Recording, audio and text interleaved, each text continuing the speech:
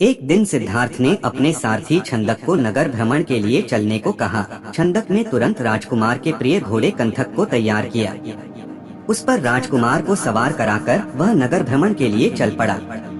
राजा शुद्धोधन ने ऐसा प्रबंध कराया था कि राजकुमार को मार्ग में कोई करुणाजनक दृश्य दिखाई न दे, ताकि उसके मन में विरक्ति की भावना उत्पन्न न हो। जिस मार्ग से उन्हें जाना था उसे स्वच्छ करके सजाया गया था। उस मार्ग पर दोनों ओर सुंदर सुंदर लड़के लड़कियां खड़े थे। जब सिद्धार्थ उनके पास से गुजरते तो वे उन पर फूल बरसाते। कहीं दुख या कष्ट का नाम भी दिखाई नहीं दे रहा था। राजकुमार सिद्धार्थ भी उस समय प्रसन्न दिखाई दे रहे थे। एकाएक उनकी दृष्टि कहीं दूर उठ गई। एक झुकी हुई कमर वाला वृद्ध व्यक्ति उन्हीं की ओर चला आ रहा था। उसका मुंह झुर्रियों से भरा हुआ था, आंखें अंदर को धंसी हुई थी, हाथ पैर कांप रहे थे। वह लाठी का सहारा लेकर बड़ी मुश्किल से चल पा रहा था। जरा उधर देखो, छंदक सिद्धार्थ ने उस वृद्ध की ओर संकेत करते हुए कहा, उस आदमी की ओर जिसकी कमर झुकी हुई है। मुझे बताओ कि उसे क्या हो गया है? वह इतना असुंदर क्यों है? वह ठीक से चल क्यों नहीं पा रहा? राजकुमार, छंदक ने उत्तर दिया, वह व्यक्ति बूढ़ा हो गया है। उसकी आयु अधिक हो गई है। अधिक आयु हो जाने पर व्यक्ति ऐसा ही हो जाता है। तो क्या आयु अधिक हो जाने पर मैं और यशोधरा भी ऐसे ही हो जाएंगे? सिद्धार्थ ने चिंतित स्वर में पूछा, हम भी बूढ़े हो जाएंगे? हम भी असुंदर हो जाएंगे? हम भी ठीक से नहीं चल पाएंगे? सच यही है राजकुमार, छंदक ने उत्तर दिया, ऐसा सभी के साथ होता है। बूढ़ा हो जाने पर मनुष्य की यही दशा होती है। शरीर इसी प्रकार कमजोर और असुंदर हो जाता है। सिद्धार्थ की सारी प्रसन्नता छू मंतर हो गई। उन्होंने छंदक को महल लौट चलने की आज्ञा दी। जब सिद्धार्थ अपने महल पहुँचे तो उन्होंने यशोधरा को अपनी प्रतीक्षा करते हुए पाया। उन्हें उदास देखकर यशोधरा ने पूछा, क्या बात है? स्वामी, क्या आप थक गए हैं? नहीं यशोधरा, सिद्धार्थ ने एक लंबी सांस लेकर उत्तर दिया, मैं थका हुआ नहीं हूँ। बात यह है कि आज मैंने एक ऐसे व्यक्ति को देखा जो बहुत कमजोर था। उसका पूरा शरीर कांप रहा था, उसकी आंखें झुकी हुई थी और वह असुंदर हो गया था। छंदक कहता है वह बूढ़ हो चुका है। बूढ़ा हो जाने पर ऐसा ही होता है। यह देखकर मेरा मन उदास हो गया। इस प्रकार तो मेरी दशा भी आगे चलकर ऐसी ही हो जाएगी। आप व्यर्थ ही दुखी हो रहे हैं। यशोधरा ने कहा, छोड़िए इस बात को, आप अपने मनोरंजन कक्ष में जाइए। पिताजी ने आपके मनोरंजन के लिए खास नर्तकी और गायिका को बुलाया है। आप वहां जाकर मनोरंजन कीजिए, आपकी सारी उदासी दूर हो जाएगी। यशोधरा की बात मानकर सिद्धार्थ मनोरंजन कक्ष में चले गए। वहां नर्तकी और गायिका ने अपनी कला का भरपूर प्रदर्शन किया। उन्होंने सिद्धार्थ की उदासी को दूर करने का पूरा प्रयास किया, लेकिन सिद्धार्थ की उदासी दूर न हुई। उनकी आंखों के सामने रह रहकर वही वृद्ध व्यक्ति घूम रहा था जिसे उसने मार्ग में देखा था। वह बार बार यह सोच रहा था कि क्या बूढ़ा होने से बचने का कोई उपाय नहीं है। कुछ दिनों बाद अचानक सिद्धार्थ ने पुनः भ्रमण की इच्छा व्यक्त की। इस बार छंदक एक रथ सजाकर ले आया। रथ पर सवार होकर सिद्धार्थ पुनः नगर की ओर भ्रमण की ओर चल पड़े। इस बार छंदक पूरा प्रयास कर रहा था कि राजकुमार को कोई करुणाजनक दृश्य दिखाई न दे, लेकिन जो होना होता है वह होकर ही रहता है। मार्ग में सिद्धार्थ को एक रोगी व्यक्ति दिखाई दिया।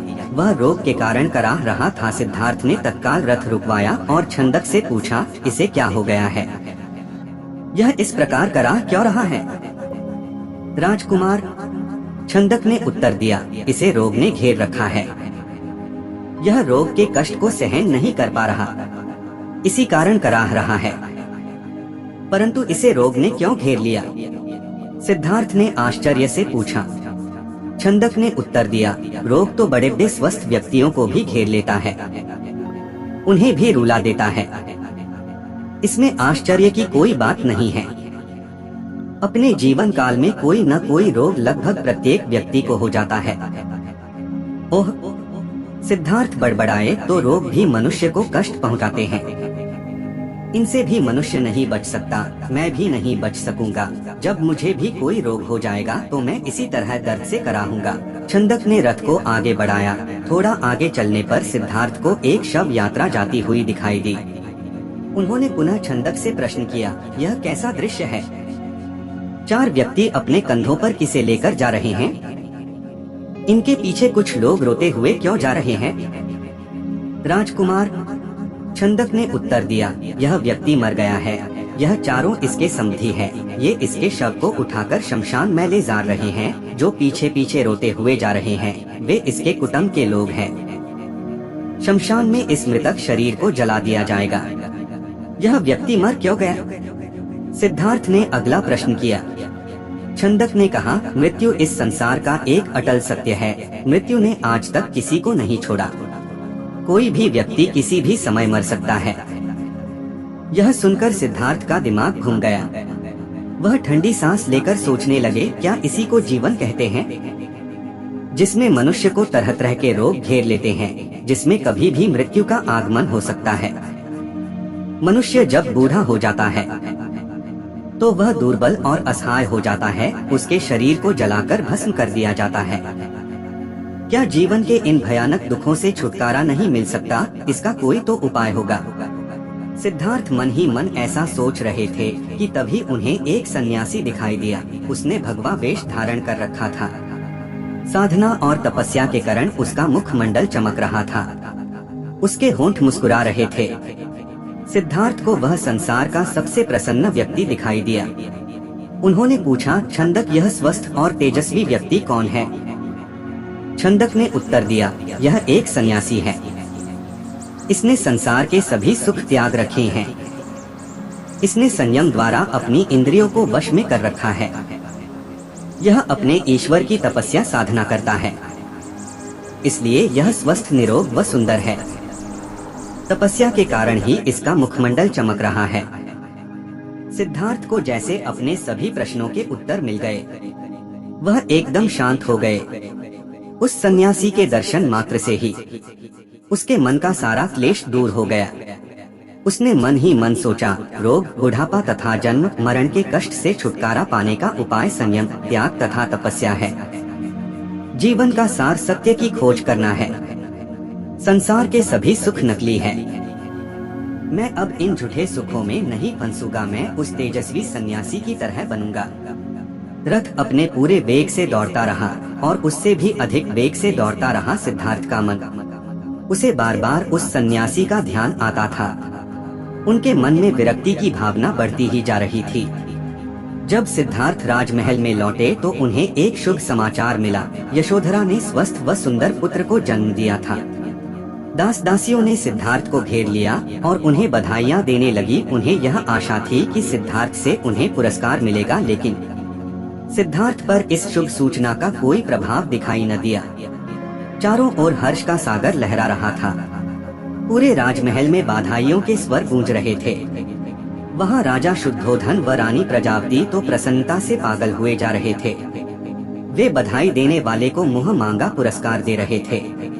कपिलवस्तु में नए राजकुमार के जन्म लेने के उपलक्ष्य में नाच गाने व उत्सव होने लगे, लेकिन सिद्धार्थ को उनमें कोई रुचि न थी। वह उदास अपने भवन में घूम रहे थे। उनके मन में संघर्ष चल रहा था। वे किसी भी उत्सव में सम्मिलित नहीं हुए। अपने नवजात पुत्र से भी मिलकर सिद्धार्थ को प्रसन्नता न हुई। उनका मन सब कुछ त्याग कर शांति व सत्य की खोज करना चाहता था। एक रात आषाढ़ की पूर्णिमा का चंद्रमा पृथ्वी पर अपनी शीतल चांदनी बिखेर रहा था। राजभवन में यशोधरा अपने पुत्र को छाती से लिपटाए सुख की निद्रा सो रही थी। दासियां भी अपना कार्य समाप्त करके गहरी निद्रा का आनंद ले रही थी।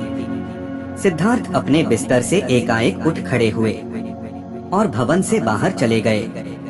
छंदक ने ध्यानपूर्वक सिद्धार्थ की ओर देखा। वह कुछ पूछना चाहता था, परंतु पूछने का साहस न कर सका। रथ को तैयार करके वह सिद्धार्थ के निकट ले आया। सिद्धार्थ रथ पर सवार हुए तथा छंदक को नगर से बाहर वन की ओर चलने के लिए कहा। चारों ओर गहरा अंधकार था। वहाँ सन्नाटा छाया हुआ था। जंगली जीव जंतुओं की आवाजें कभी कभी सन्नाटे को भंग कर देती। वातावरण बहुत डरावना हो जाता। घने जंगल के निकट सिद्धार्थ ने छंदक को रथ रोकने का आदेश दिया। रथ रुकते ही सिद्धार्थ नीचे उतर आए। सामने ही यमुना नदी अपने पूरे वेग से बह रही थी। उस समय वे अनुप्रिय नामक स्थान के निकट खड़े थे। सिद्धार्थ ने अपनी राजसी वेशभूषा उतार दी। साथ ही उन्होंने एक एक करके अपने आभूषण भी उतार दिए। अपने वस्त्र व आभूषण उन्होंने छंदक को दे दिए तथा लौट जाने का आदेश दिया। छंदक सिद्धार्थ के पैरों में गिरकर फुट फुट कर रोने लगा। वह हाथ जोड़कर कहने लगा, यह आप क्या कर रहे हैं राजकुमार? जब आपके माताजी व पिताजी को आपके सन्यासी बन जाने की बात का पता चलेगा तो उन पर दुखों का पहाड़ टूट पड़ेगा। रानी यशोधरा पर क्या बीतेगी? आप अपना निर्णय बदल लीजिए। मेरे साथ राजमहल लौट चलिए। नहीं छंदक, सिद्धार्थ ने सुंदर व सुगंधित बालों को काटकर कहा, मैं अब नहीं लौटूंगा। मैंने सोच विचार करके ही यह निर्णय लिया है। मैं सत्य व ज्ञान का मार्ग खोजना चाहता हूँ जिससे मानव शांति पा सके। तुम आंसू पोंछ लो और राजभवन लौट जाओ। छंदक को सिद्धार्थ की आज्ञा का पालन करना पड़ा। उसने सिद्धार्थ का चरण स्पर्श किए, उनके कीमती वस्त्रों व आभूषणों को रथ में रखा और कपिलवस्तु की ओर चल पड़ा। जिस समय छंदक राजभवन में लौटा, सुबह का प्रकाश चारों ओर फैल चुका था। राजा शुद्धोधन बाग में भ्रमण कर रहे थे। जब उन्होंने सिद्धार्थ का खाली रथ देखा तो उनके माथे पर बल पड़ गए। उन्होंने क्रोध से छंद की ओर देखा और पूछा, तुम बिना बताए सिद्धार्थ का कहाँ ले गए थे? वह इस समय कहाँ है? छंदक ने रोते हुए वह पूरी बात बता दी। फिर रथ से सिद्धार्थ के कीमती वस्त्र व आभूषण लाकर उन्हें सौंप दिए। शुद्धोधन उन वस्त्र आभूषणों को छाती से लिपटाकर फूट फूट कर रोने लगे। उन्होंने कहा, विद्वान पंडितों व ज्योतिषियों की भविष्यवाणी आज सच हो गई। मेरा बेटा संसार के सभी सुखों को ठुकराकर सन्यासी बनने चला गया। रानी प्रजापति को जब इस बात की सूचना मिली तो वह पछाड़ खाकर गिर पड़ी। जब यशोधरा तो पता चला तो वह भी इस बात को सहन न कर सकी। वह विलाप करने लगी, है स्वामी, तुम बिना कहे ही घर छोड़कर चले गए। मुझसे कम से कम एक बार मिल तो लेते। क्या मैं इस योग्य भी? गए मुझसे कम से कम एक बार मिल तो लेते। क्या मैं इस योग्य भी नहीं थी? क्या तुम्हें अपने छोटे से पुत्र का भी धन नहीं आया? कम से कम उससे तो मिलकर जाते। इसके बाद यशोधरा ने भी राजसी वेशभूषा उतार फेंकी। केवल सुहाग चिन्हों को छोड़कर उसने सभी आभूषणों का त्याग कर दिया। वह साधारण भोजन करती तथा पृथ्वी पर सोती। उसकी यह दशा देखकर प्रजापति बहुत दुखी होती। वह यशोधरा को छाती से लगाकर रो पड़ती और अपने स्वास्थ्य का ध्यान रखने के लिए कहती, यह तेरे खेलने खाने की आयु है बहू। वे यशोधरा से कहती, परंतु तूने तो सिद्धार्थ की तरह ही संसार के सभी सुख छोड़ दिए। क्या यह ठीक है? इस तरह रहने से क्या तुम बीमार नहीं पड़ जाओगी? तब राहुल की देखभाल कौन करेगा? माताजी यशोधरा उत्तर देती, मेरे पति अब सन्यासी बन चुके हैं। वे पृथ्वी पर शयन करेंगे तथा जंगली फूल फलों का भोजन करेंगे। ऐसे मैं भला राजभवन में सुख के साथ कैसे रह सकती हूँ? आप कृपया दुखी न हो। राहुल में ही इसके पिताजी की छवि को देखें, इससे आपको शांति मिलेगी।